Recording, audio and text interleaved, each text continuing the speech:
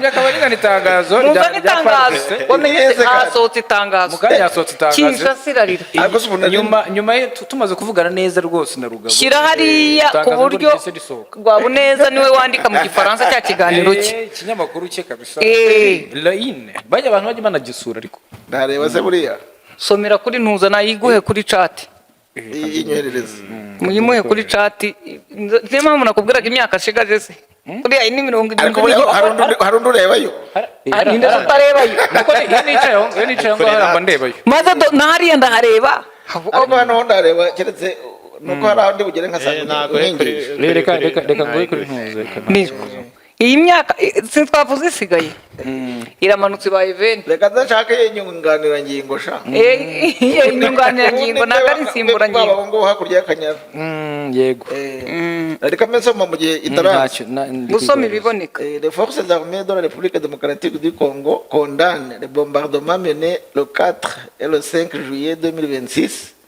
à l'aide de drones armés de type TB2 par la coalition RDF AFC 23 ngo ingabo za Repubulika ya Demokarasi ya Kongo condamne ziramagana iraswa byakozwe ku matariki iri tangazo rigenewe abanyamakuru communiqué de presse numero 21 biturutse mu batwandikiye make kuvaje biturutse muri leta y'amajoro uziko yasimbuye ntuze ingabo za Kongo uretse gaturimo Liyetona na Colonel Liyetona Colonel yaje ahera kuri mwe cyangwa akomereza kuri general kugira mu gisirikare uhera aho uziye utangiriye yanditse make yarisinyiye umunsi kandi bamurasheje ejo n'uyu munsi bakoresheje drone ngo zo mu bwoko bwa TB2 ubwo ngo ni coalition ya ingabo z'u Rwanda na FC 23 contre plusieurs localités de province du nord et du sud Kivu.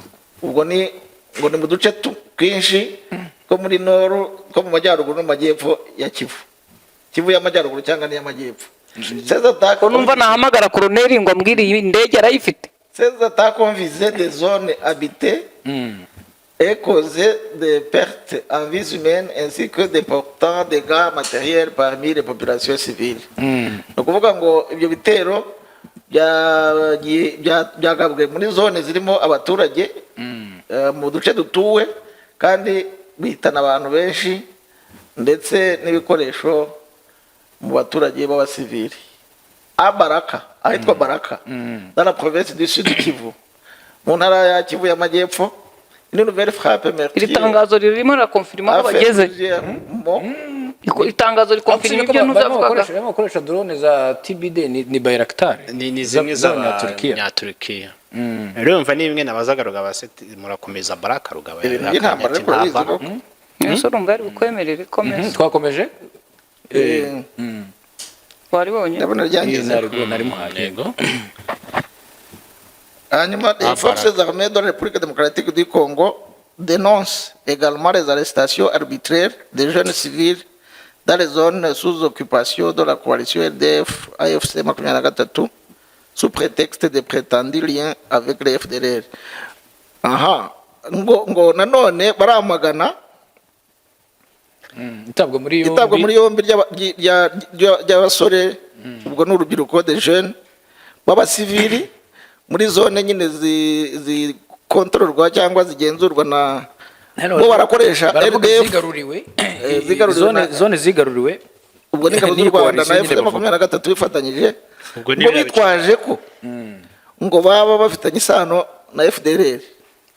Ubwo ni mu bice bya Poezel niho bageze bakavuga nanone ngo FARDC rappel icyo bivugaho ngaho hari ingabo zafashwe hari abantu bafashwe ibice byo muri Kivu y'amajyaruguru hari ingabo zafashwe igisirikare kirimo kuvuga ko batari bakwiye gufatwa ngo kandi ngo barimo kwitwaza ko bafitanye isano na FDLR. Baravuga ko ari abajene b'abasivili mu bice bigenzurwa n'iyi coalition banditse. Rappelle que les populations civiles ne doivent en aucune circonstance être prises pour cible, soumises à des représailles ou faire l'objet de traitements contraires au droit international humanitaire. Ngo baributsa ko FARDC iributsa ko abaturage b'abasivili batagomba ku mpamvu izo arizo zose gufatwaho ubugwate cyangwa kuba baraswaho ou faire objet de traitement contraire no kuba bakorerwa ibikorwa bitandukanye n'amategeko mpuzamahanga yo kurengera abantu. Yego. nibyo.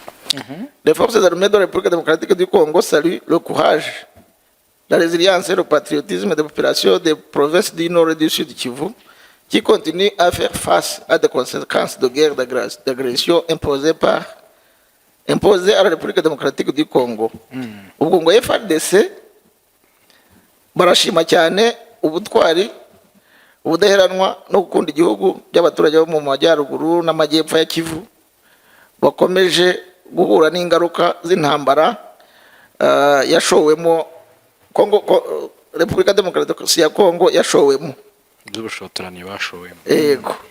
Elle les appelle à demeurer vigilantes et unies autour des institutions de la République et de leurs forces de défense et de sécurité.